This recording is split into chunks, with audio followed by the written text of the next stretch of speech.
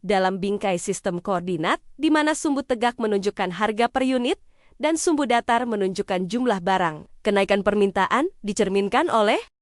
Karena soal ini menanyakan kenaikan permintaan, maka sudut pandang yang digunakan dalam mengerjakan soal ini adalah materi perubahan permintaan atau change in demand.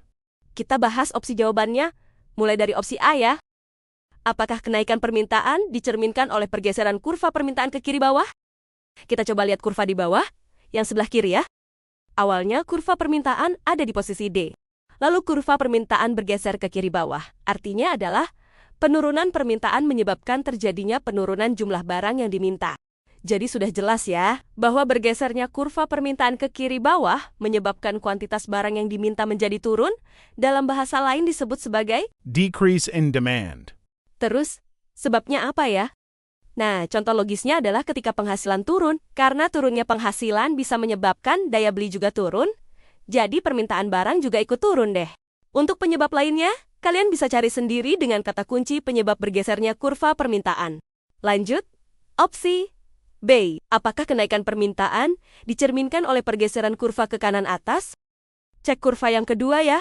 Awalnya permintaan mengisi posisi D. Lalu kita cari koordinatnya, baik dari posisi awal maupun setelah terjadi kenaikan permintaan. Hasilnya adalah jumlah barang yang diminta semakin banyak. Jadi, pergeseran kurva permintaan ke kanan atas menunjukkan informasi adanya kenaikan permintaan, dan kenaikan permintaan menyebabkan naiknya jumlah barang yang diminta. Dalam bahasa lain, ini adalah increase in demand. Penyebabnya adalah kenaikan pendapatan atau gaji. Untuk penyebab-penyebab lainnya, bisa cari materi pergeseran kurva permintaan. Selanjutnya adalah opsi C. Apakah kenaikan permintaan dicerminkan oleh tingkat harga yang lebih rendah? Pembahasannya adalah menggunakan asumsi ceteris paribus. Tingkat harga yang lebih rendah akan menyebabkan kuantitas barang yang diminta menjadi bertambah atau naik, tapi bukan mencerminkan naiknya permintaan. Lalu opsi D. Apakah kenaikan permintaan dicerminkan oleh jumlah penjualan yang lebih banyak? Jawabannya adalah belum tentu, karena naiknya permintaan menyebabkan naiknya harga. Sedangkan ketika harga naik, barang yang diminta akan berkurang. Terakhir opsi E.